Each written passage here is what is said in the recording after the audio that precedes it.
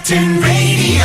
Well, there are some serious situations happening around the world, but I don't know, a lot of people are going to put this right at the top of things they have to really consider about for the future.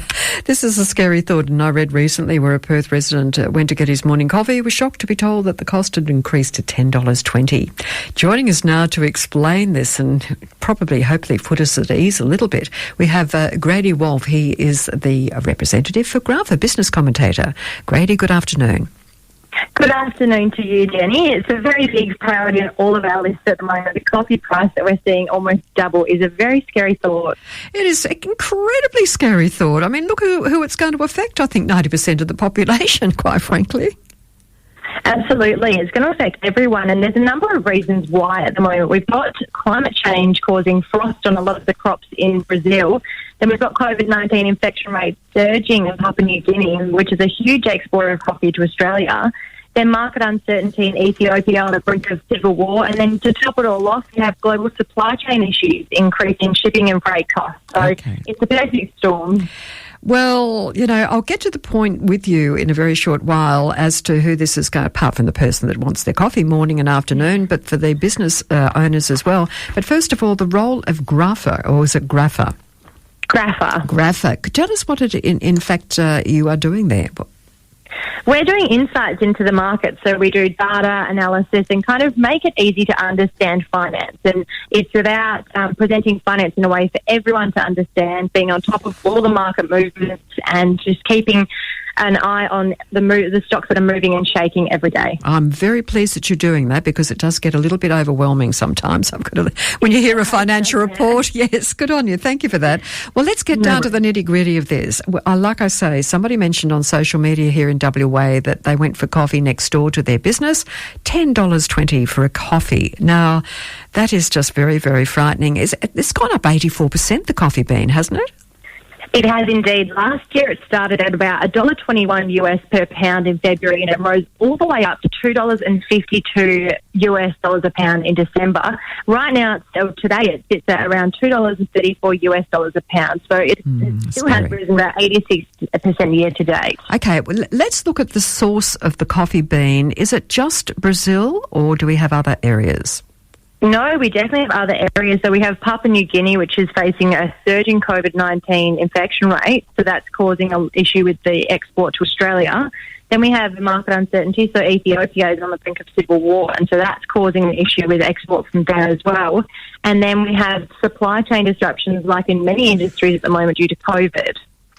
Okay, so I'm visualising we're going to have, number one, a shortage, and that, of course, makes the price go up to where it is, I guess. Is that right? Absolutely. Oh, okay. Let's look at the bottom line here. What are you predicting will happen to the coffee shops and to everyone's social life? Well, to everyone, it's actually going to be hardest felt by urban city livers who are facing sky-high rental prices at the moment, and the rising cost of living with inflation data out today showing December quarter rose 1.3%, which was well above what the market was expecting.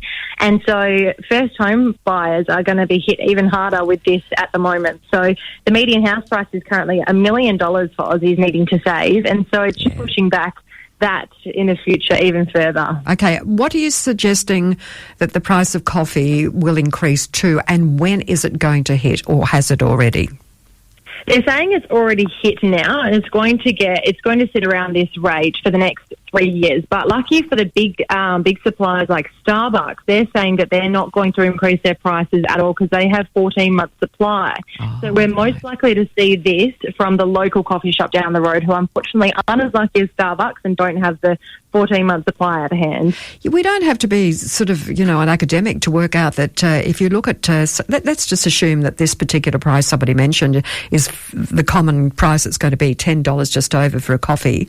If you were to have one or two a day, that is a lot of money per month. It is absolutely a lot of money, and it's just pushing everyone back from buying the big ticket items like a car, a house, and I think people are needing to look at the better use of money and going towards the Nespresso machines or investing in something like that. So Nespresso isn't raising the price of their pod coffees yet, and there's a higher demand for their machines. So this might be what people are going to turn to. I can see panic buying coming up. because coffee, I mean, I'm not absolutely addicted to coffee, to be honest with you, but so many people seem to be. They can't start the day. They have all these sort of little cliches and life's not the same, and they meet and it's a social event as well. So it's going to really hit hard the coffee shops themselves.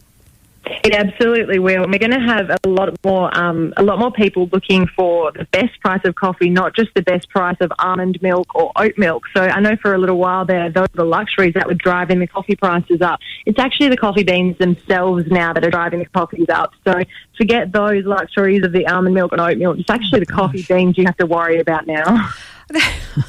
I can hear people going, oh my gosh, what else can happen to our life? Honestly. Yeah.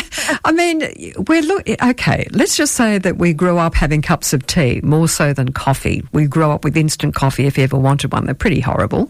But tea was the main thing, that you'd have a cup of tea with your neighbour or your friends, whatever, but we didn't have tea shops as such. Do you reckon we might end up having coffee shops turn to tea? I definitely think that could be a possibility, and you've seen the retailers like T2 out there who have a massive range of teas, and people are turning more to green teas instead of coffees now because of the health benefits. And you've got peppermint tea is recommended for night time to calm down and things like that. So we might see a resurgence of people turning back to tea for both the health benefits and because of the coffee surge. Well, you're right. I mean, people are going to have to look at alternatives, and so are the coffee outlets, that's for certain. And like I say, there'll be a rush, I think, on coffee machines, but also bulk buying the coffee pods, Definitely. The pods, the Nescafes in the offices, they'll be making a comeback. What else have we got? We're going to have shortage of? I've got toilet rolls, pasta, meat. Now we've got coffee beans. Coffee beans, milk, what else? What else can this virus do to us, for heaven's sake? Leave us alone. Oh, my goodness. I'm so sick of it. Well, we all are, I know, but we've got to buckle down, don't we, Grady? Look, it's lovely to speak to you, and I'm sure we'll catch up with you again in the near future to simplify all of this financial jargon. Thank you for joining us. Anytime. Thank you so much for having me. That's right. There you go. What are you going to do? $10 a cup. Oh, my goodness. Add that up over 12 months. 100.1 FM, Curtin Radio.